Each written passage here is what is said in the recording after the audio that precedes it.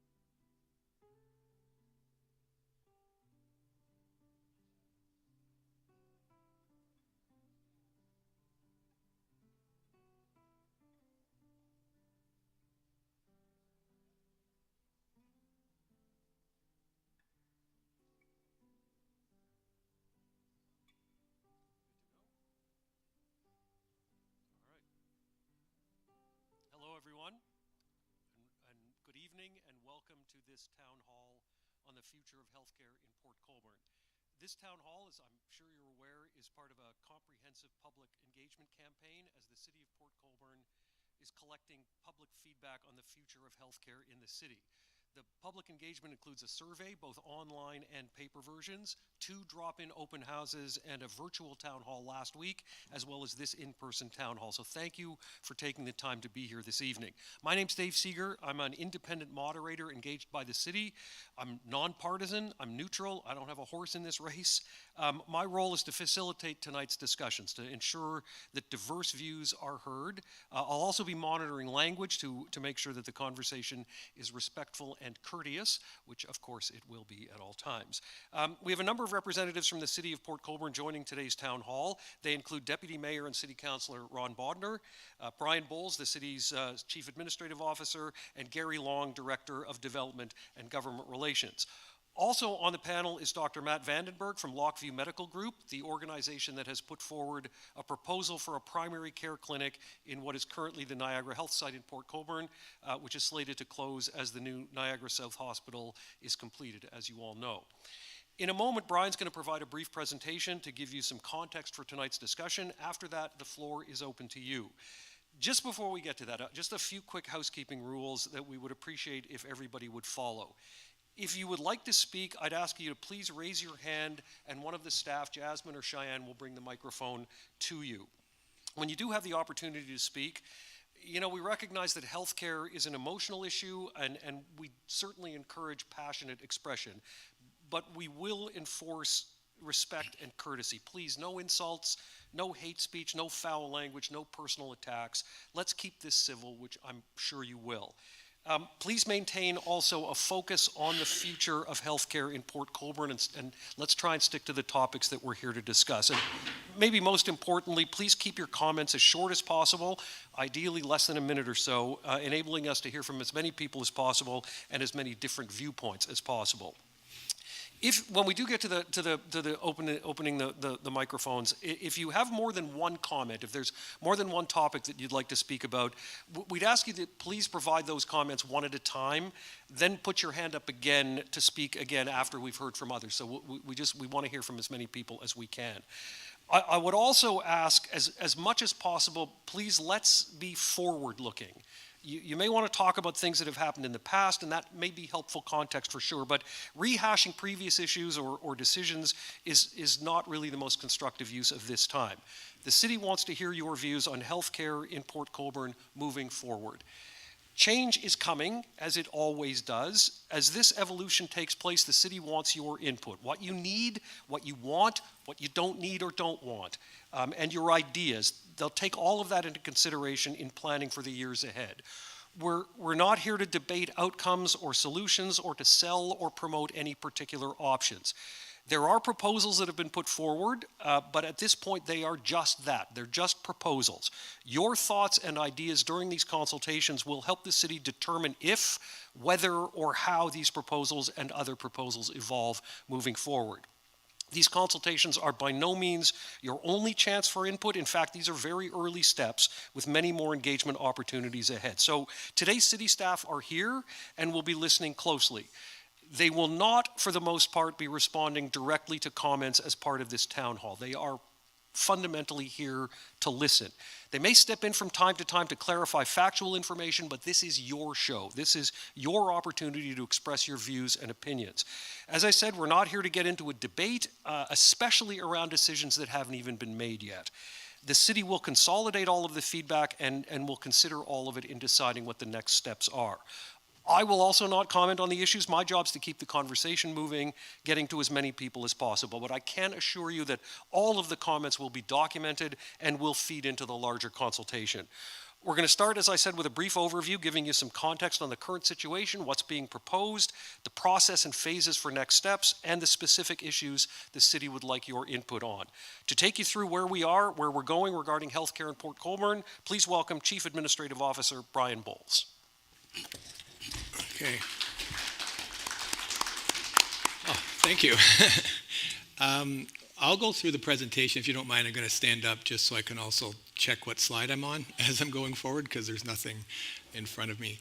The presentation is the same presentation that we gave at the last meeting on Friday, and it's the same slides that we had at the 2 open houses. So if we go into the slides, first of all, how did we get here? Basically, if we look back to December, there was a report that came to council. That report basically had 2 questions. One was to deal with the Lockview Medical Group moving into the building. The other one was what to do with the Niagara Health's $6.2 million community share ask. At that point in time, council directed staff to do public consultation. Public consultation is what we're doing today. This is part of the process. On January 28th, we brought the public consultation plan back to council. Council approved that public consultation. Today is the last of our first, I guess, the open houses and then the town halls. After that, we'll be taking the information that we've heard and providing a report to council to talk about what next steps. Next steps very well mean more communication, additional surveys. It could mean an additional town hall or open house. All of that will be taken into account of how to move forward. Our next slide. When we built this plan, we built it on 5 pillars, really to make sure that you, the community, was informed. We wanted to gather feedback going forward, promote a very inclusive process, identify concerns and opportunities that might exist, and we want to make sure there's transparency throughout the process. And the same thing that I said at the Friday meeting is, with all the questionnaires that we've received, we will take that information and make those questionnaires public, as well as, and maybe a nod, this presentation today and the one on Friday will both be online, so people can go back and check those at any point in time as well. Next slide.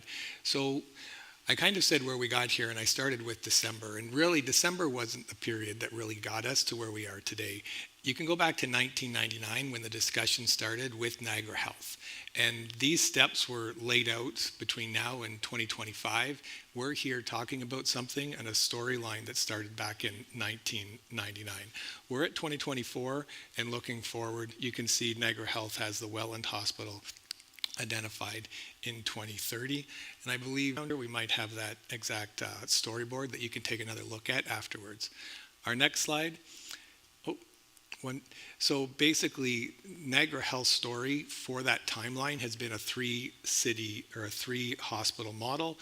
City of St. Catharines, South Niagara Hospital, which everybody knows is in Niagara Falls, and the Welland Hospital site. And I believe that board also is here today. Our next slide. Really, when we put forward the proposal back in December, that was to address the two asks that came to city staff, and we had to put them in front of council. Again, the one was the $6.2 million community share. The other one was looking at Lockview Medical being able to come into the hospital right now to improve primary care in the city of Port Colborne. So really, phase one is dealing with bringing Lockview Medical Group into the hospital today. Part two of that is really trying to come up with a comprehensive plan to make sure that any renovations happen within the hospital can happen. We talked about that on the Friday. One of the reasons why the city is involved is because that is a mechanism to try to ascertain a grant to be able to do the work, to be able to do some renovations within the hospital so they could move in. Part three and part four are really integrated. So part three really relates to the land transfer, which would be $2. It's an administrative transfer. But that was also contingent, and I think it's very important for everybody to know that 6.2 million community share is part of that total deal. But when you get to part four said, and that was the recommendation, and I've had discussions with many of you here today and others within the community, that the recommendation back in December was hard for some people to follow. It was always intended that you would not do the 6.2 contribution unless everything came together. So part four is very important, that you would have to have extended or a new medical building be built that would be able to deal with primary care and improve primary care, as well as potentially the concept of the recreation facility was really, if there is going to be some multi-residential there, they could use it, as well as from a physio perspective, we could maybe integrate that with the medical facility. And then in order to make all of this happen and not put the 6.2 million on the taxpayer, the idea was to allow for residential properties to be built on the site, and that would be the offsetting cost. Those costs, or the dollars from that, would be able to offset the 6.2 and help us build a medical facility so we can bring more primary care to the city of Port Colborne. Our slide really is, we are here to listen today. Please let us know what your thoughts are, and we look forward to engaging where we're needed. Thank you, Brian. Thank you. As mentioned off the top, Brian, Deputy Mayor and Councillor Ron Bodner, Director of Development and Government Relations Gary Long, who are here with other members of the city staff, as well as Dr. Matt Vandenberg from Lockview Medical Group, are going to be listening closely to what you have to say. For the most part, that's all they're going to be doing, listening and taking notes. There may be points of clarification on occasion, but really this is your time to speak. So let's get to it. If you'd like to speak, please raise your hand, and Jasmine or Cheyenne will bring the roaming microphone to you. The lights are a little blinding, so I can't see all that well, but I'm going to count on them. Yes, right here, please. Okay, you just said something about residential places on this site. What exactly are you talking about? Yeah, sure. So the proposal was to look at multi-residential. So if we want to not put the 6.2 million on the tax base, and the city decided that it was advantageous to take control of the property, the idea was we could build multi-residential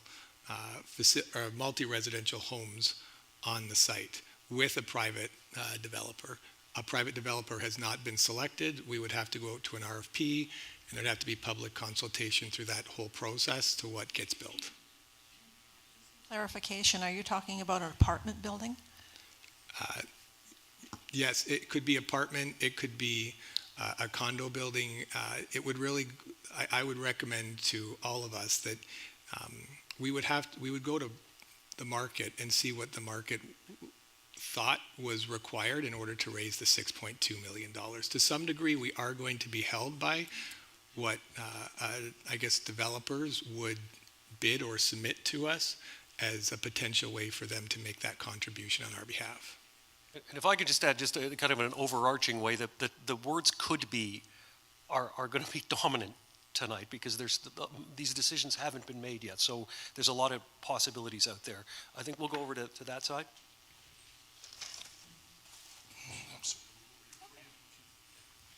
Yes, my name's Brent LeClaire. I've got 3 points I'd like to make tonight, and I guess what I'll do is I'll start with one and then give it turns for other people to speak, okay? As you said. I'd like to start off with the issue of the money.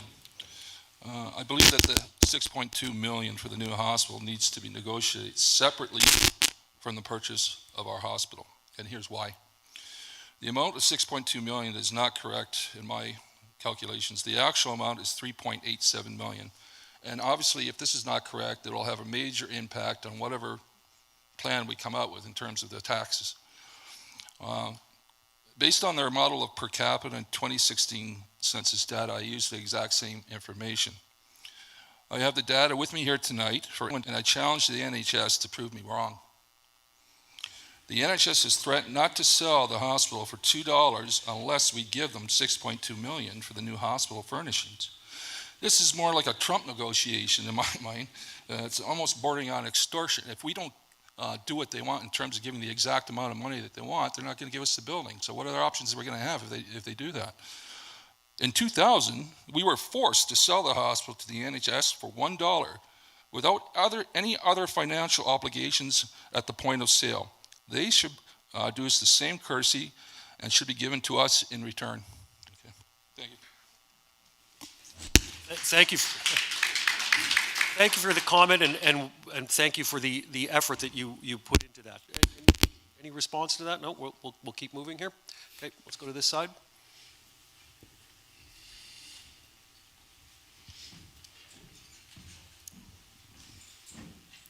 Hi.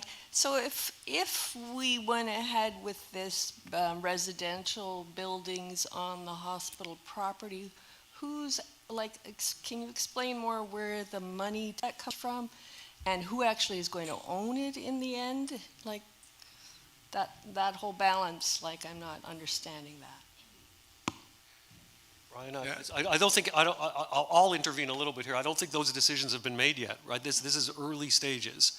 And those are the things that need to be worked out. Am I correct about that? Yeah, I'll say, and we said it on Friday as well, is any process to come up with a 6.2 is going to have to be a public process that we put out. We would look for developers to give and creative solutions. So one might be a developer pays for it, and most likely a build out there would be quite substantial, and they would make the contribution in exchange for potentially selling the land. Other options could be down the road where we lease the land to them, and the developer doesn't actually own the land, but we do a 99-year lease. And so there's lots of options that can be done.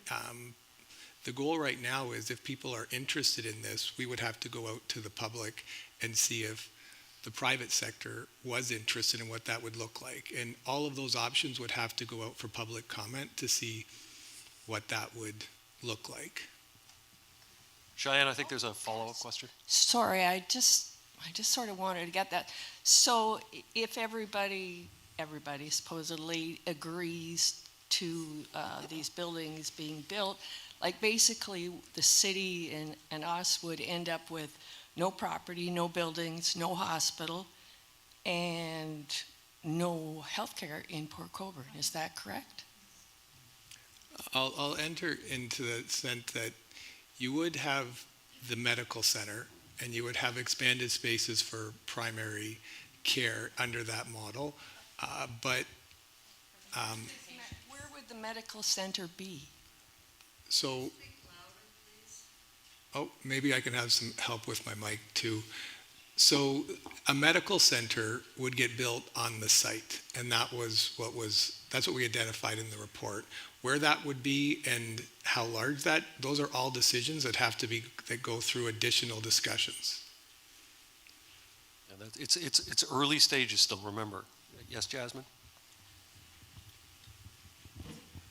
Hi, yes. I have a question about this proposal for the medical center. Is this going to be just a 9 to 5 type of thing, just like a walk-in clinic, or is it going to be an actual urgent care? I think Dr. Vandenberg. Yeah, I guess that's probably my department. So it wouldn't be an urgent care in the sense that, well, I guess it depends what urgent care you're kind of considering there. Urgent care is primary care, realistically speaking, and the services that we're discussing in terms of urgent care would be the same. We would not be a 24-hour clinic. I won't try to go into too much depth about the needs of being 24-hour or not with an emergency department 17 minutes away. But the care and services that are currently offered at the urgent care would be very similar to what we're offering, more on a scheduled basis, and also with better record keeping, because you'd be in an electronic record. So now, instead of coming in with the problem, if we recurrently see similar people with the same problems, now we're starting to see a pattern and we can identify chronic risks earlier. So is it an urgent care? No. It's better than an urgent care. Is it 24 hours? No. Personally, I don't believe it needs to be 24 hours, but I'm not gonna, that's not up for debate. I'm not trying to stir that, but realistically speaking, I think we'll, in the long run, provide far more services than what you're getting right now. Cheyenne, do you want to come to this side? Oh, sure. Going back to the property at the hospital, has the city looked into the actual value of the property and what it's worth and what we could get if part of it was sold off? Yeah, I can jump in on that. I don't know if my mic. No, I don't think your mic's on. Or did it go off? No. Maybe you can hear me? Oh, there we go. We have, and that's where, at this point in time, there is the belief that the 6.2 million can be raised by taking, if the city was to take the property and go out and find a public developer, it is believed that the 6.2 million payment would be a reasonable payment. And we have to remember that any development would also require remediation to the site, in a sense that some buildings would either have to be reused or potentially removed in order to do the development. So there is a cost too that a developer would have to go through with respect to that. Thanks, Brian. Jasmine? Well, thank you. I'm Barb Butters. I have a couple of comments. First off, I certainly acknowledge the need for more primary health care and appreciate what Dr. Vandenberg is trying to do. I do have a question in regards to, we have a community health center here, Bridges. It's been in operation for more than 15 years. Has the city or anybody associated with the city been in any kind of talks with them to see about expansion there? Bridges is very well known. It's an important resource to the city. It's well established. It's a multidisciplinary team. So that's my question. Is anybody from the city looked at that as a possible option to bring better and more healthcare to the city? I'll just say that the purpose of this whole process is to listen and get all of those ideas, and anything that we hear with respect to improvements to healthcare within the city is being documented and will be put forward to the opportunity for council to direct us to have those conversations. Those conversations may have happened in greater detail before I took on this role, but we'll definitely take that information and look at it to be able to continue to move this forward. Okay, I'm not opposed to Dr. Vandenberg's model either, but I really don't like the fact that there will be no urgent care, 24-hour care for our citizens. And I'll give one example. I had a severe anaphylactic shock situation. It was the first time that I ever had one. And I'm sure there are other people in this town the same.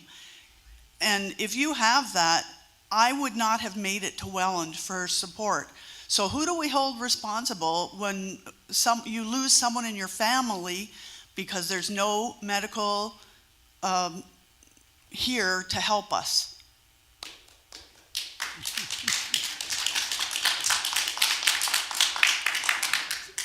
Thank you for the comment. Those are the decisions that need to be made moving forward. Jasmine, on that side?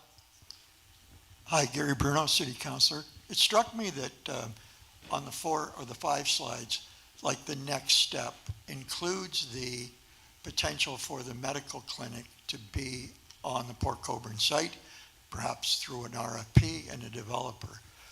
But why don't we at this stage, thinking that there's so many people here that want urgent care, whatever iteration that comes in and whatever length of the day, why don't we put a placeholder in that discussion that there's space on that ground floor besides the medical clinic for urgent care? Now we've dealt with the point of everybody's on site for urgent care and the medical clinic. And we also have put it in there potentially in the RFP. Now, granted, I know funding has to come through and a lot of other things have to happen, but could we not put urgent care in a placeholder on that slide? So,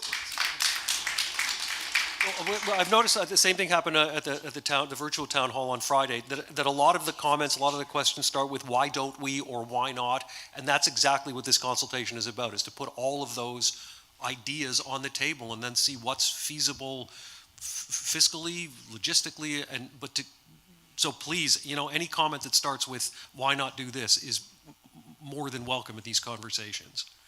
Cheyenne, on this side? Why not put a pharmacy in there also? Why not use that space, lease it out, and make some money? Another good question to add to the list. Jasmine? Hi, everyone. I was just wondering, has the property ever been looked at for a retirement setting?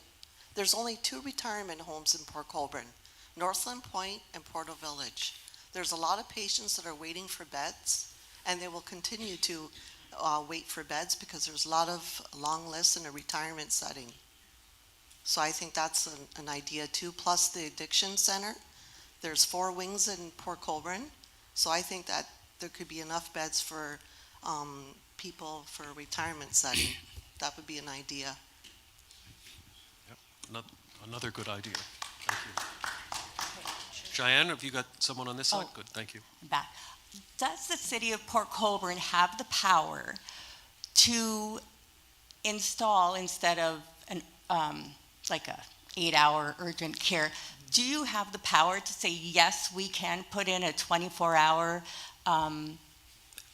emergency room? Like, can you make that decision? You can't. No, So who has that power? the province, not the NHS. NHS gets funding for the hospitals, but realistically speaking, so again, we're not supposed to go into debate here about, and I'm not trying to. I guess the idea here is that I understand there's going to be events that happen medically where you wish that everything was closer, including allergic reactions and things like that. But I trained in Fredericton. The closest heart center's an hour away in the summer. Their winters are worse than we ever see, so it's 2 hours. That's the cardiac cath lab. That's the only one in the entire province. So I'm fully aware about the need for and proximity to things, and I get that the community is used to a certain amount of care being at their fingertips, but the reality is that's not what's there right now, right? I mean, that's not what's happening. And so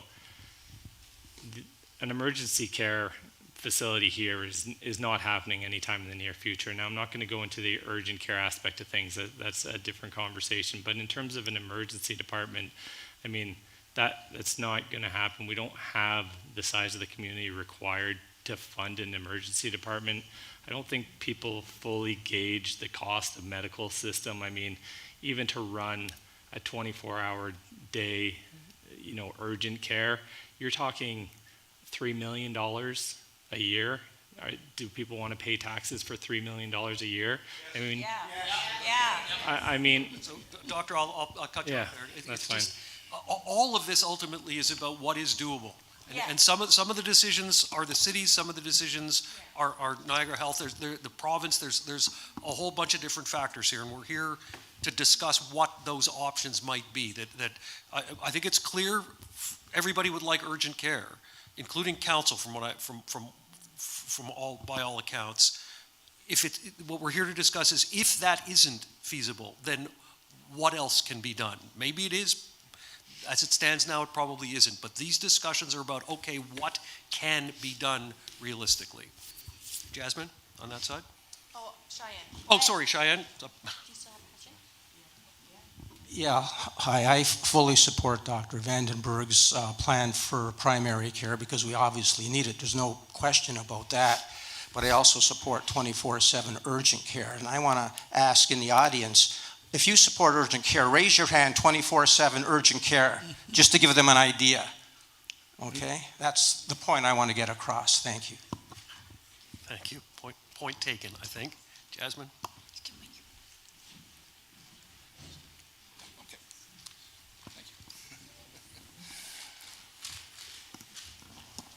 If the NHS continues to force the burden of healthcare costs onto city corporations, then they need to transfer those tax dollars to the budget to operate publicly funded urgent care and diagnostics to the city. They're not simply rationalizing sending the services to the north, they're outright eliminating it. We've had emergency, and we've had for 50 years, and we had urgent care for around 10 years, and it's unconscionable just to simply walk away from it and abandon us. The second point I'd like to make is that the existing hospital, there should be a fourth option to use in the existing hospital now and into the future that should be utilized. And here's why. The hospital is a 100,000 square foot building, and most communities would be extremely envious to have such a large building for needed healthcare services. To maintain accreditation Canada standards, the building's had many upgrades that people are probably not aware of. New roof, high-efficiency heating system plant, high-efficiency lights, doors, upgraded elevators, upgraded fire alarm system, etc. It's not as if this building was in the 1800s. It's been maintained. It's a solid building that we could still utilize. Any new building built will not, in my opinion, have the same square footage needed to accommodate the actual services needed now and in the future. Across Ontario, many communities are using the redundant buildings to expand their healthcare services. Needed allied health services are shown that we have the space, they will come. We could fill all the existing hospital space with numerous needed allied health services that would offset the operational cost. Donations from industries, businesses, social clubs, volunteers, organizations, the Health Foundation, everyday citizens would help offset infrastructure costs. And any additions could be obtained possibly from provincial and federal grants. Again, if the NHS divests themselves of the urgent care and diagnostics, I'm of the belief that they need to transfer that funding to the city, and if necessary, we will request provincial and federal intervention to argue for that. Thank you. Thank you.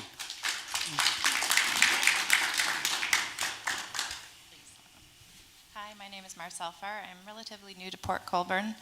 We have a family physician, part of a family health team in St. Catharines, and due to my husband's complicated medical history, we would prefer to stay with that family health team. Question for Dr. Rosenberg. There's a few, but are you a family health team? Like, would you plan on being a family health team approach? That is what we're working towards in the proposal. So I actually, so that then,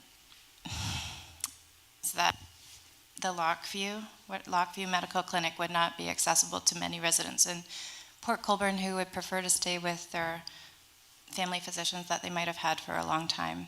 A few other questions. Would there be lab on site, imaging on site? Could you tell us more about how many physicians would be part of your team? Why is the Lockview Medical Clinic getting unique treatment from the city? And would you be willing to consider offering like a small town style of medical care by offering or opting for fee-for-service instead of the family health team model so that more citizens could access, if this was the direction? I far prefer the other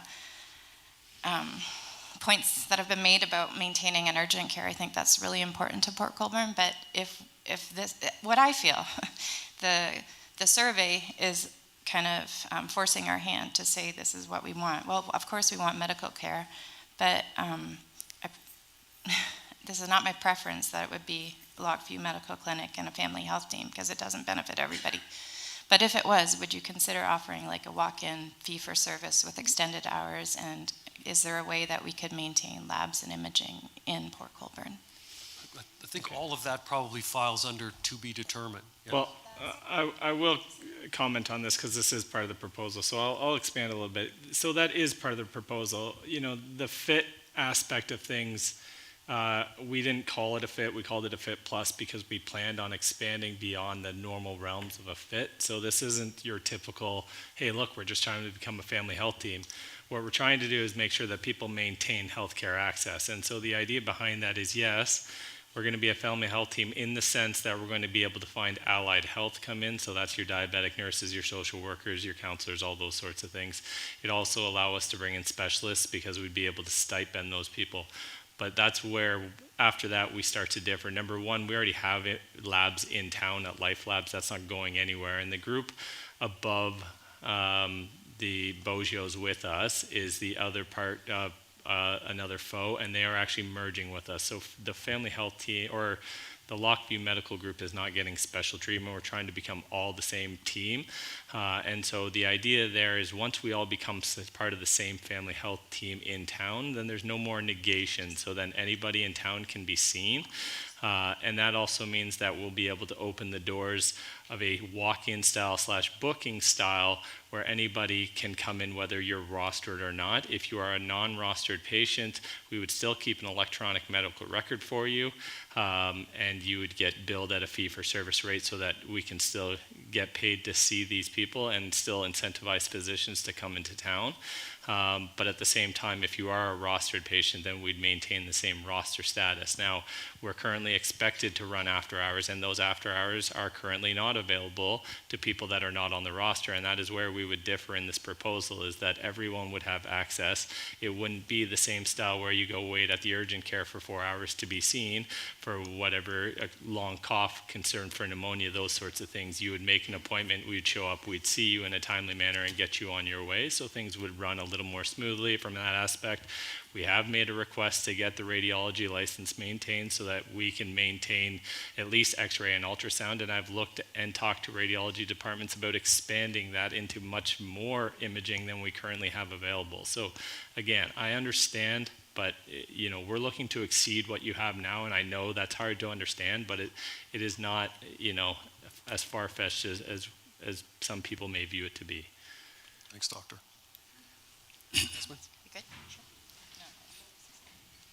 Thank you. Mark Bagu, Ward 1 Councillor. I'll leave Dr. Vandenberg alone and Ron alone. One information I'd like to see is the response time for the ambulatory care / paramedic, the most updated stats, maybe 2024, just to see what their response time is and whether they have to expand their services or not. Thank you. Cheyenne?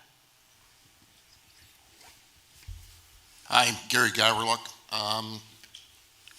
We've all been heard and we've all got these cards in the mail asking us to get a 72-hour preparedness kit. And it's over and over again on the radio. I think we need to, and it's imperative that this be factored into any plan moving forward, a 72-hour emergency plan for our area, as us older people know exactly what the weather types can happen like that overnight within minutes here. There has to be some kind of preparedness from a doctor's standpoint, from the city standpoint, to ensure that we get the same level of possibly emergency stabilization until weather conditions clear. I think it's really imperative that a 72-hour program be included in any plan we've got moving forward. Thank you. Jasmine, someone on that side?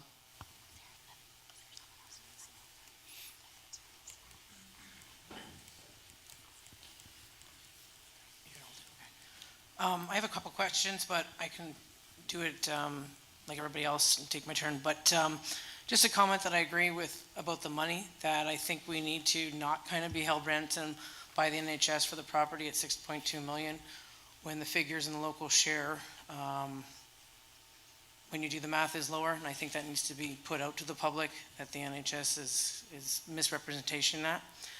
My other question is, by telling people what we've paid for it in the 6.2 million and going out to tender, the Val Centre kind of is the example of it blew up in our face because everybody knew what we had, or what, in the sense it was about 33 million. That's what it cost to build, and it was nothing but problems. So because people now know if we go through and pay what the NHS wants or that money, the developer's only going to pay us what we paid. So we're not actually going to make any money or maybe even get what we want. So how do we ensure that we do get what we've, if we do go around the investment route, get back that? Yeah, maybe I'll answer to that. So remember, in option 4, there's no 6.2 or any transfer unless the community gets what the community would expect with respect to how the property gets developed, how a medical center comes in there. So we're not actually paying the 6.2 now and taking the property and then trying to figure out, how that works through the RFP. The process was always to be that the NHS has asked for 6.2 and the city would go out, ask the community, the investment community, what they'd be interested to do. And we'd review every proposal and proposals would come back for public input. So from that perspective, we're not actually tied down to this 6.2. We're not tied down to anything until we get something that we did public consultation on and the community at least gave their comments on. Council, obviously, as elected, would make that decision. Thanks, Brian. I think I saw a hand over here. Thanks. Sorry, my name is Sue Hutt. I have questions. And I think maybe there should be a proposal 5. Right now, we know that healthcare is very important and access to doctors is difficult. You have more than 11,000 people that are non-rostered, do not have a doctor. So that's a real concern.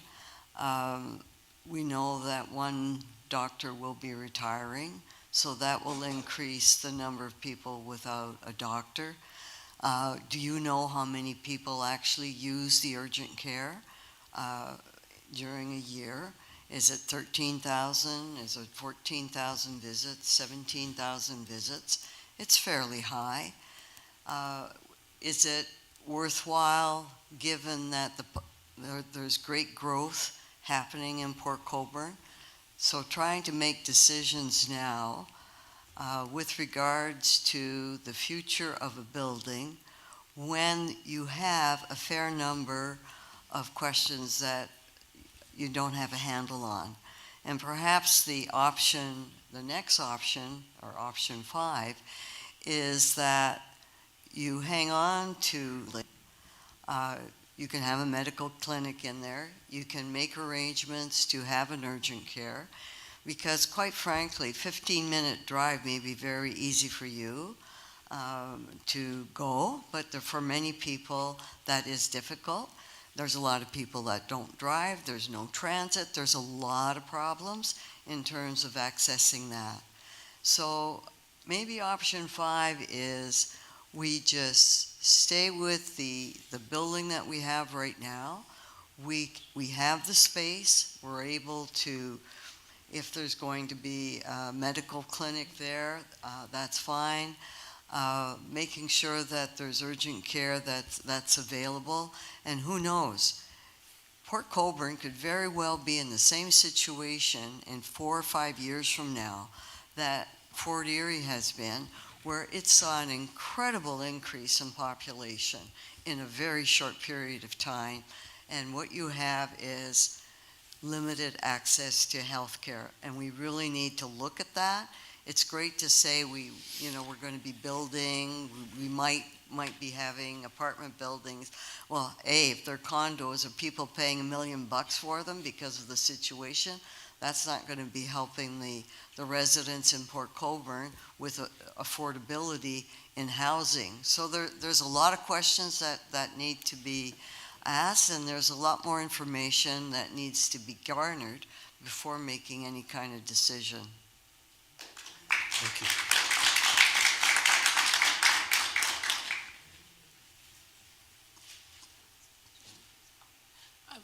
Further to what that lady just mentioned about if it comes to be that we actually do use that property for some type of housing, my suggestion would be some kind of a market value rate for these apartments and maybe affordable housing as well, because we don't need multi-million-dollar housing over there. Port Colborne needs affordable housing. And I know that they do that in Toronto, where you have mixed affordability in the apartment buildings, and that should work out really well. Thank you. I have a couple of questions. Northland Point's role in this is when the hospital goes in 28, is Northland Point gone also? No, it stays there. It's regional.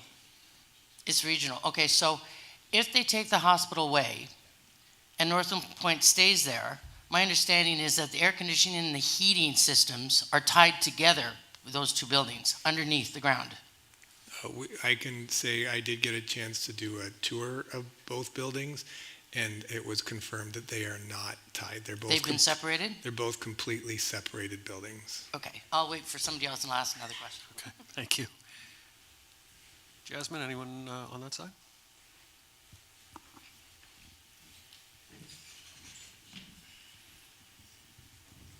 Hi, thank you, Larry Rosnick. I'm all in favor of keeping the present building. It's obviously in good shape. I think the goal should be to go towards a 24/7 urgent care. And this $6.2 million, if you want to give, I mean, it's necessary we have to give this to the NHS because the hospitals they're building are P3, and we're on the hook for supplying the furniture and the beds and whatnot, and I don't mind that. But I think Port Colborne should put on the next survey they put out is how to fund this money is to sell the marina. You want to have developers down on the waterfront. We don't need a marina that's 35 years old. It only benefits the wealthy. Everybody needs 24/7 urgent care. And I would put that as an option on your next new survey to see how people feel about that. Because that's where we can get the money to renovate the hospital, get rid of a burden on the city tax base now, and move forward with healthcare, because this is the most important thing in our community. Thank you. Hi, I would like to speak for a forgotten group that we have not even touched on. What about the people that are on palliative care? What about the people that are dying? What do we do with them? Put them in the street? My husband died there 2.5 years ago. I could not care for him anymore. I did as much as I could, and he ended up there. And I know many people who end up there too. What about them? Thank you.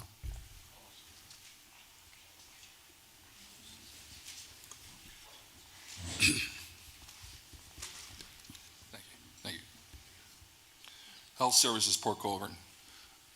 I'd like to propose that we form a real partnership, not the one we're talking about here, but a partnership between the city, primary care, allied health services, and the NHS, a publicly run service of urgent care and diagnostics, public funding, public operation. Here's why. Jane Philippot, she's the lead on primary care in Ontario here, has indicated that for primary care to succeed needs at least 12 hours / 7 days a week operation. I'm not going to get super critical of the physicians or anything like that, but however, they're burning the candle at both ends. They do other healthcare services and other work in other places, and their primary care services. The doctors have not indicated in writing or any plan replicating those hours. We have no guarantees that they'll be able to do 12, 7 days a week, as a minimum. If the NHS fails to provide urgent care and diagnostics, and the doctors can't replicate the off hours, then we need, in my opinion, nurse practitioners to provide the service, and the doctors can fill in where they can in the rotations. Primary care doctors are exempted in their contract from working weekends, evenings, and holidays if they're working in other areas of healthcare, such as nursing homes, emergency departments, etc. And even some doctors work on these services in their primary care hours. The Lockview Group are projecting to acquire a limit of 5 new doctors, stated in the plan. This will still leave approximately 3,100 people without a doctor, as well as thousands of visitors, people working in the community who don't have a doctor here, and rostered patients who can't acquire care in a timely fashion. So in conclusion, we need more details of any plan before approval. We can't afford any more publicly run and funded healthcare services to be taken away. Yes, we can promote better health. However, the sad reality is people, they overeat, they drink, they smoke, and they grow old.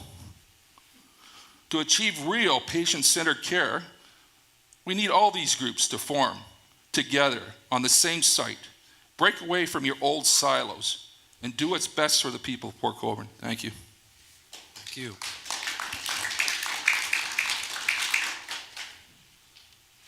Any other hands up here? Oh, yeah, Cheyenne.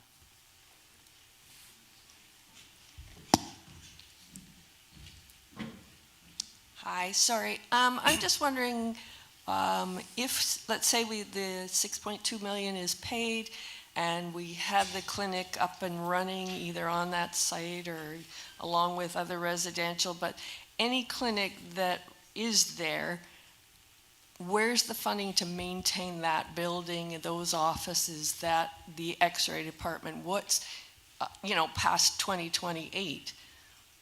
What money is going to maintain those services? And I don't mean the doctors, nurses, I mean the actual physical building and the X-ray equipment, et cetera, et cetera. I think there's two answers. I can answer some, and you can answer some. So just the whole concept of building the facility, right, would come from, we'd be doing a development there, the developer to put some funds in to help make that happen. We can also establish through our development charges, so anybody new that's buying one of these units would have to pay a fee that would help contribute towards the original construction of this facility, so we can get something that's state-of-the-art. So there are mechanisms within council's ability for to be able to raise funds that don't hit the taxpayer, to be able to do that on the original build. And then once you do have something built there, those individuals will pay property taxes. They're not in the property tax base today. Some of those property taxes could be earmarked to be able to maintain certain things or to fund healthcare within the city of Port Colborne going forward. That would be no decisions, just it is an opportunity that could be discussed to become a funding model for it. But that said, there's also the opportunity for the city to lease the facility to help pay for some of that. And at that point in time, we're going to pass it over to the doctor. They have a fee model in their model, I think, in the sense, and I don't know. Yeah, I mean, currently we still pay rent and things like we would normally for any other building, right? So I mean, the doctors and any allied health would be responsible in some sense for their overhead costs, as we already are. So I mean, some of the payment or the expected payment would be there to cover some of that overhead cost. In terms of radiology and things like that, it would be similar to what a GNMI is or anything like that, where it's a radiology group, and just like that, they would be paying rent to subsidize some of the rent and keep costs lower for physicians, and to bring them in, we'd potentially bring in a pharmacy who will often lower the costs for physicians to keep the overhead costs down, and therefore increase interest to bring physicians into town. So there are ways that you get some of the other health services, and oftentimes we like to have a pharmacist on the team anyway, so it's a win-win for everybody, because then you can have them do kind of medication checks and discussions with regards to that. So those are some of the ways that we'd cover the costs in terms of a medical building itself. It would be very similar to kind of individual doctor's office and individual radiology office, except in this case, it would be one-stop shop where you go in and get everything done in the same building. You come visit me on the third floor and stop by radiology on your way, and the pharmacist, and grab your medications, and then you're on your way home. If I can just stress, though, like right now with the proposal, it's to bring the doctors group into the current hospital for the next couple of years, understanding that NH has said that they'd be leaving the hospital.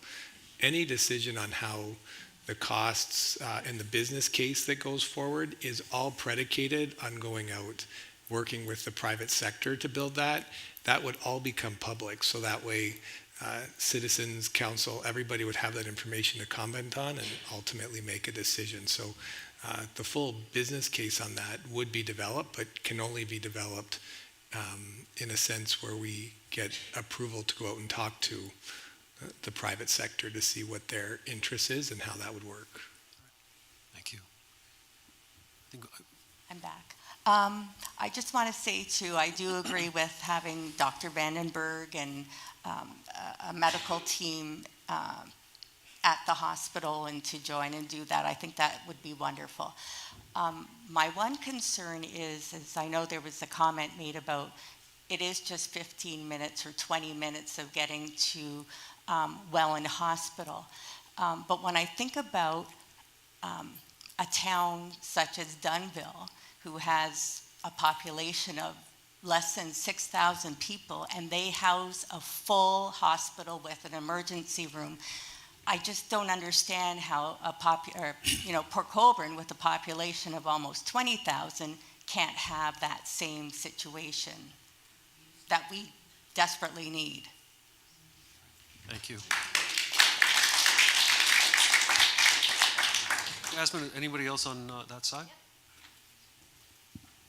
Thank you. I want to come back to the urgent care situation. It seems to me that I don't quite understand how it's been talked about we don't need this urgent care center. Yet we have one, and the NHS maintains it. And the only reason they're not going to is they're going to be leaving the community and shutting the building. That doesn't say very much about whether we need it or not. It just says when they're going to stop paying. And there's something totally upside down about that. And to that end, I think it's been kind of a divide and conquer with all these various ideas. You know, we're calling this Port Colborne Healthcare, and this is about healthcare in Port Colborne. At the end of the day, it should also be, if you're going to put UCC still in the equation, it should be about Wainfleet and Welland. And we're not getting them involved to this extent. The day that urgent care closes, if it does, one of us here is going to be standing in front of somebody in Welland who used to have another position, one person ahead, waiting for treatment. And at the end of the day, I think we need to get Welland and Wainfleet involved in this, because there's a backdoor way that they're going to be impacted by the UCC closing. And I think we haven't tapped into them. I mean, I've talked to counselors in Welland, and they say, sorry about what's going to happen to you. I say, sorry what's going to happen to you. Because I'm going to be standing in front of you the day you go, because I got there first. And so this is an impact to Welland that I don't think has been fully explored. And I think we need to delve into that if we're serious about UCC. Thank you. End up over here. And just to follow up that point, you need to involve also Pelham, and you need to also involve Thorold. Because if you look at where the population is, South Thorold, where the old Welland Fairground is, that whole area, that belongs to Thorold, huge population. The population growth in Font Hill is incredible. Look at what's happening with Wainfleet. What you're looking at, if you put all that population together, including Port Colborne, it's well over 110, 115,000 people and growing very, very rapidly. And so the question is also, how do we get health care for everyone? People that live in eastern Wainfleet, they use the urgent care in Port Colborne. People in Pelham, they go to the Welland Hospital. In Thorold, they go to the Welland Hospital. The emergency departments there are overwhelmed, and there's no emergency surgeries. I mean, we are in a really difficult situation. And you're right, we have to look at at healthcare, and maybe it's time to say we have to disamalgamate and get away from the Niagara health system and have our own health system. When you're talking about Dunnville, they've managed to work together and hang on to their hospital. They have a very viable hospital, and they're able to meet the needs of their population. So I think there's some serious questions that need to be discussed with regards to the future of healthcare and how do we help everybody. And we have an aging population. We have young families coming in. A lot of them only have one car. How in the hell do you get to Welland or wherever else? So, a very good point. Thank you. When the medical team moves into Port Colborne, has it been discussed with the NHS how much they're going to be paying for lease? And where does that money going to be going towards until 2028? Maybe I'll jump in on that. So Niagara Health would lease to the city, and the city's goal is to, well, the city will release it to Lockview Medical Group. So the offer is for a nominal. Let's say it's $1 or $2 plus whatever the hydro, heat, all of those types of costs. So it really is just a flow-through cost until the 2028-29 period when Niagara Health would leave. I just had a question. What's the guarantee that the NHS will not close the UCC before 2028 if the Lockview Medical Group opens a location at the hospital? That has not been asked, but as we're here to listen, and we can definitely ask that if the community would like to have that asked, for sure.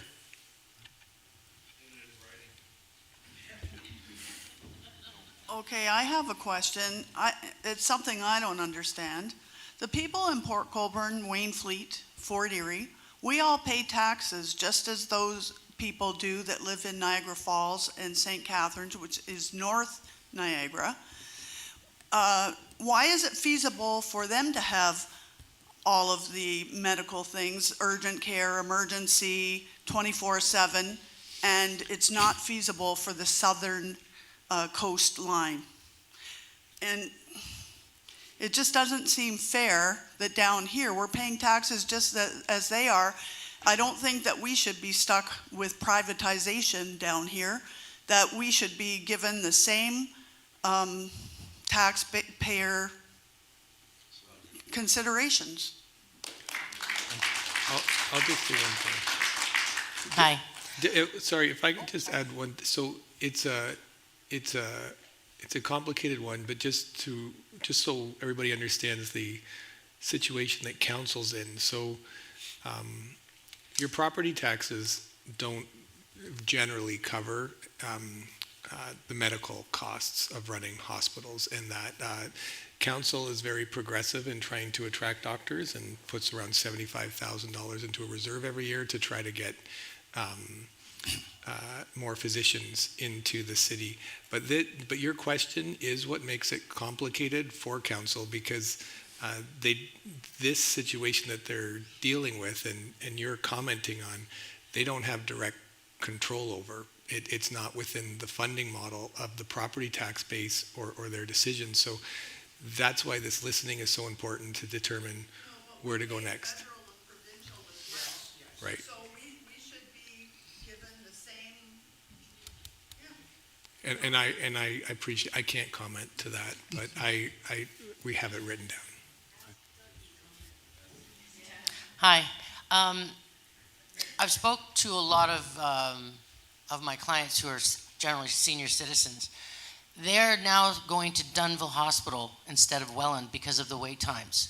So if we close our urgent care and people are already going to Dunnville and getting serviced in 4.5 hours instead of 12, when we close our urgent care, how many more people are going to be going to Dunnville because we don't have a 24/7 urgent care? We won't have any urgent care here at all.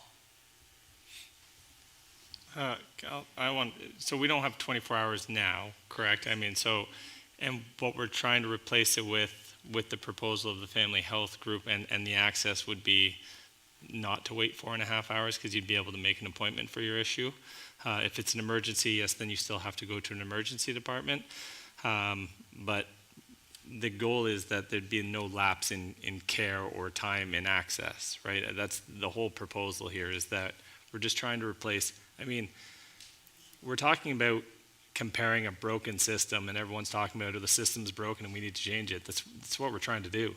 Like, I mean, if you look at Europe and all those countries, their healthcare is based on primary care. It's not based on emergency departments, and we're missing that boat, and everybody is kind of stuck on that level of thinking because that's what we've had for so long. But urgent care is not real medicine. No one goes to medical school to be an urgent care doctor. They either go to school to be a family medicine doctor or they go to be an emergency room doctor. Urgency is something we kind of made up because we were running out of family doctors, and instead of addressing the issue of family doctors, we just kept throwing band-aids of urgent cares everywhere. But that's not good care, and it's not practical care, and it's not cost-effective care. And so that's what we're trying to get away, and that's where Jane Philpott's plan is coming in, and it hasn't come out yet. So that's, you know, the guarantees of our hours and things like that haven't been established because her plan hasn't been released yet. The idea of her, what she's suggesting in her books and her conversations based on primary care is the goal that the problem in the first place is that people don't have their doctors to go to. And if I can stop you from having a heart attack, you're not going to end up in the emergency department. If I can make you quit smoking, if I can make you quit drinking, if I get your diabetes under control, you're not in the hospital in the first place, which means all those people that are going there now aren't going to end up there because you're in better care. And we're trying to bring specialists here, so you're not going to Niagara Falls, you're not going to St. Catharines, and our family health team proposal would create stipends to bring the specialists here, and I've talked to them, they're willing to come, we just need to make this happen. So, you know, you want to stop depending on a broken system, like, why are we still fighting for one? Like, we should be moving towards a better system. Thank you, Doctor. If I could do a follow-up? Yeah, if I could do a follow-up. Bridges currently does actually that kind of care, do they not? Yeah, yeah. Okay, so we have Bridges. So someone mentioned earlier if we could, I know Bridges is also down in Fort Erie, nothing against you, but if we're going to do that and we've got Bridges, they've already got something going here, can we not work hand in hand with Bridges? But at the same time, urgent care is run by primary doctors anyway, is that correct? To some degree, some are emergency care. So you're still using primary care doctors. They're not emergency doctors, I understand Some that. of them, no, you still need to work in the urgent care in Port Colborne, you still need to have emergency medicine training. Okay. So with our population growing the way it is, I mean exponentially, they've got to start realizing that our politicians need to say to the Ontario government that with our population growth happening now, that they can't just keep shoving this off. Somewhere, somebody doesn't understand that south of Niagara Falls, there's a population. And we are the population, and we're being ignored. So we need to start talking to the Ontario government to say, Southern Niagara region, there are people here, and we deserve the same services as everybody else. And so 100% agree. So 2 comments to that. I have talked to the provincial government about exactly that, right? It's not just my proposal to you guys. We've talked to the province. I've talked to the federal health ministers. We've talked to them all, and they're aware there's an issue. So it's not like they don't recognize that there is, in fact, an issue. With regards to the shortage of family doctors, that is exactly what Jane Philpott's proposal is. Her goal of the proposal, everybody in Ontario to have a family physician within the next 4 years. And so, you know, they have come to recognize the same thing what I have been suggesting for the last 2 years when I proposed this thing was that we need to fix the foundation of medicine, which is primary care. And so that's what we're trying to do here is fix the foundation that has been lacking. Thank you. Okay. Your focus then is primary care, right? For the city? Whole patient care from beginning to end. Yes. Primary care. Yeah. Okay. So why is it that the city council has rejected the offer from Bridges to expand? They did put an offer through. It was rejected. So I guess I'll take that as information, but I'm not aware. I can definitely do some Just ask research. the lady up at the top waving her hand. Okay. Thank you. My name is Tara Lee McLean, and I'm the Executive Director of Bridges Community Health Center. We did put in a proposal in the spring, summer of 2023 for an expansion of primary care. Excuse me. And we were in fact successful. We did receive $2.1 million to expand our nurse practitioners and our allied health team. There will be another round coming out after Dr. Philpott's work. And excuse me, bad throat. No decisions have been made, but just for clarification, we were not turned down. We did in fact receive $2.1 million. Thank you. Thank you for that clarification. There are 2.5 million Ontarians with no doctor, and they project that by with no doctor, and they project that by 2026 that will climb to over 4 million Ontarians with no family doctor. That's a big problem, obviously. But my question, I don't know if Dr. Vandenberg can answer this or not. If I phone my doctor tomorrow, who is in Port Colborne, and I ask for an appointment, how far ahead will it be before I get one? Approximately, do you know a range? Well, I see patients next day, typically. If they call that day, I can usually get them in for a same-day problem. Okay. Yeah, because... You can confirm with my patients. Yeah, because a lot of the feedback I get just anecdotally is that people have to wait quite often 2 weeks to get in, or a month to get in. And the goal to part of that is that we would have allied health to help alleviate some of that backlog of patients, right? I mean, if I spend 30 minutes with a diabetic, but now I have a diabetic nurse, that's 2 more appointments a day that I have available that I'm not counseling my diabetics, so I can spend a little more time focusing on other people. Same with mental health, they tend to be longer visits, and it's going up. So if we get social workers and counselors and things like that, then our access is going to increase. On top of that, nurse practitioners and physicians assistants who can help run day clinics where they can see people for simple problems where they'd be backed up by a doctor on call would kind of be the goal behind the plan there, where if you call... So my theory behind all of this, or my idea behind all of this, is that if you wake up in the middle of the night and you say, I got to go to the doctor now, that's an emergency, you're going to go to the emergency department. But if you wake up in the middle of the night and you say, man, I got to bring myself or my kid to the hospital or get a doctor to see him first thing, that's where we're going to come in. You're going to call and we're going to get you in that day to see the problem. That would be wonderful. That's the hope. I just wanted to comment that when the medical team moves in there and you have staff, you have visitors visiting their loved ones, I think parking is going to be an issue. Parking went up, and I don't think a lot of people are going to be happy once they realize how much they have to pay, or if like canal days or functions going on at H&H No Park, then like the parking is going to be an issue as well. Thank you. I have a question. You keep mentioning this allied health. Who is this?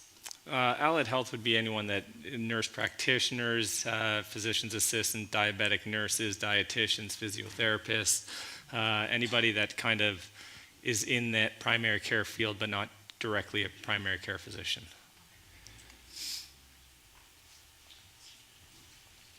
Thank you. I'd like to make a couple of points. I don't know if anybody's noticed, but you know, the urgent care was closed down for those 12 hours for what, about a year and a half? And we haven't heard a peep from the doctors saying that there's concerns about staffing or filling in rotations. Nothing at all, okay? Kind of unusual. Not only that, on top of that, the NHS is saying that they can go 4 years to maintain it. How can they do that if they don't have the staffing? I'm not understanding this. This is a political question. This is an issue of saving money. It's not about that, you know, that they don't want to keep. They want to keep. They don't want to keep the urgent care there. They basically want to save money and use us as a deficit reduction tool. That's what's happening here. We need to keep paying attention.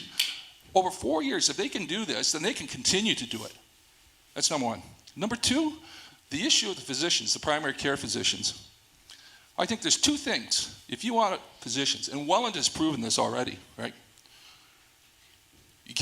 You give them $100,000 and give them the space, okay? They will come. In Welland, they had about $12 for physicians to come to the community. They are now giving another $1 million to bring another 10 physicians in, and I believe they'll probably be successful, given what happened the first round. So in terms of getting physicians, I know there's been a lot of discussion throughout the country. We can't get them. The right conditions, you can get them. Thank you. Thank you. Yep, we have a question over here. Yes, looking ahead to the next several years, I've got significant concerns about the EMS paramedic burden. Just wondering if the team has been working with EMS services in Niagara to, because I think in terms of, limited transportation, shutting down urgent care, access to emergency care, there's going to be a huge extra burden on EMS. I'll just say that we've heard that throughout this consultation process, and we will be reaching out to have more information to share with the community on that. Any further questions, comments? Yes, over here. Okay, what used to be the old nurses' quarters, that is apartments, is it not? Isn't that the new? What is Newport being? facility? That's the Newport facility. That's Newport. the It's addiction. attached. I think Yeah, it's that's attached. the addiction center now. Oh, that's what it is. Okay, I hear that they're supposed to be leaving. They Now, should what's be going to leaving to the happen? Welland site in the near future. Okay, so what happens to that part of the hospital? You mean long-term, or, Long-term, yeah. What happens to that I section? guess depends what happens to the rest of the hospital and the decisions that are made in the future. There's no set plan for that building right now. Yeah, I guess you could probably better answer that question. Yeah, if I may, just further to the doctor's comments, I know the Niagara Health has submitted a formal request to the Ministry of Health to have the Newport services transferred from that location to Welland in 2028. Thanks, Gary. Jasmine, up top there. Did the city just decide that they didn't want to impose a $6.2 million tax burden on its citizens? Or was there these kind of meetings? Did we ask? Just to kind of separate out the issues. It doesn't have to be about development and healthcare and the Lockview Medical Center and everything. What would that tax burden look like? And could we negotiate with NHS, as the gentleman down there was saying, with the lower, have we looked into the amount, or did we just say, yes, sir? And then the city decided the taxpayers didn't have a say and they couldn't pay taxes, instead of deciding that it all had to be one issue altogether. So when we go back to the December report, and the city was asked by NH to move forward with asking council if they were going to support the 6.2, that report had three options. One was to do nothing, so just don't do the 6.2 and leave the property and don't stay out of the whole discussion. The other option was to use property taxes, which can approach 3% increase, I believe the report pointed out. And the third was to, if we don't want a property tax burden, there's an opportunity to potentially do a real estate development that could provide the accommodations for a state-of-the-art primary care. So we did have the three options. The recommendation was to avoid a property tax burden at that time. So the report did have three options to consider. Follow up? Is there not something I pay a drain levy? Is there not something it wouldn't have to be every year a 3% annual increase, moving forward, it could just be a levy one time? Yeah, thanks. It's a great question. So it would be 15 years you would pay it for. And after that, it would be a set amount for 15 years. And after that, it would be removed from your property taxes. I guess the only other comment is when we did that, and this is where the consultation process and what the future business plan would be, That would be the purchase price, but then however the property is used, we'd have to figure out what the operating cost is of the property going forward after that. I think we have time for a couple more. I'm glad somebody mentioned the nurses' residence or the addiction center. When the Port Colborne Hospital was founded, before my time, of course, but you know, E.G. Marsh, the Heightons, the Doors, all the people that had businesses, Inco, we paid for this hospital. And one of their problems was, well, how are you going to attract people, doctors, nurses, et cetera, to come to a dinky little town of those days of Port Colborne to make sure that the working people in these factories were healthy? And what they did is they built the nurses' residence.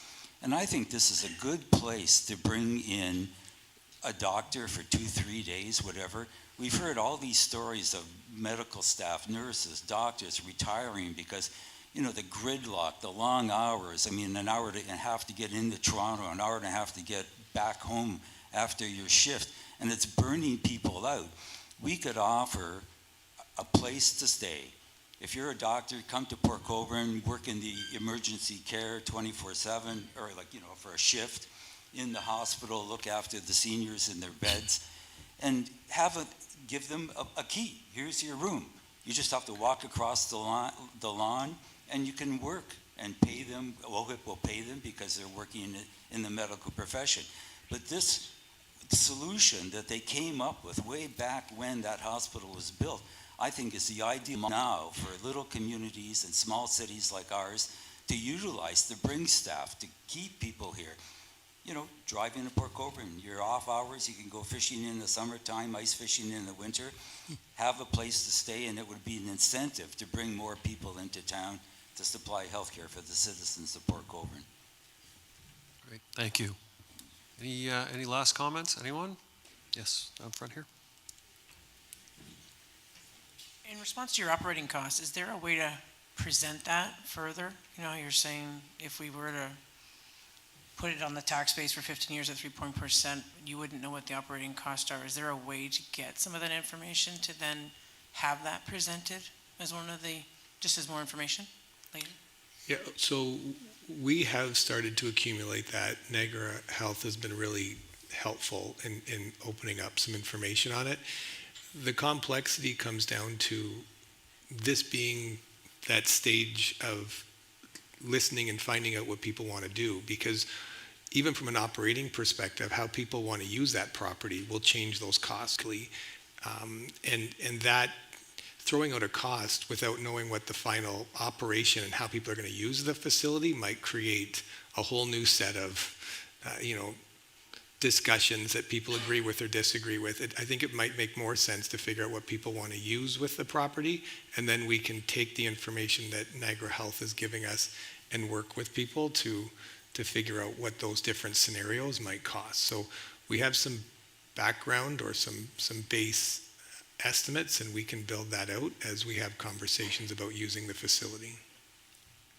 Deputy Mayor Bodner, you'd like to say something? Yes, thank you. I think we're coming close to the end, are we not, Dave? Yes, okay. A couple of minutes. So I'd just like to thank everyone for coming out and helping us as council make decisions on this, giving your feedback, and in some cases mentioning something that we may not have heard before. So it's very helpful. And I'd like to acknowledge the councillors here. Really can't see out there, but I know that Councillor Bruno's here because I heard him. Councillor Baguiu's here, I heard him. Councillor Aguilina's here. I think I seen Councillor Hoyle come in. Who am I missing? Because just yell out because I can't see. But anyways, and the rest of the council certainly can watch this because we taped it. So it'll get a good airing by everyone. And this doesn't make our job easier, but it certainly makes us smarter with your thoughts on everything. So thank you all for coming, and turn it back to you, Dave. Thank you. Now, I have a couple of other thank yous. We'd like to thank the Lighthouse Theatre for providing this venue, to Live on Request, which handled all the sound, and Foregrounds, which took care of the video and the live stream. Most of all, thank you to all of you for taking the time and the thought that you put into this. Your input, your feedback will now be part of the information that the city uses to determine the next steps, with the initial results from this public engagement being brought back to City Council a little over a month from now on March the 25th. So again, thank you for your thought, for your heart. Take care, safe travels home. Have a great night.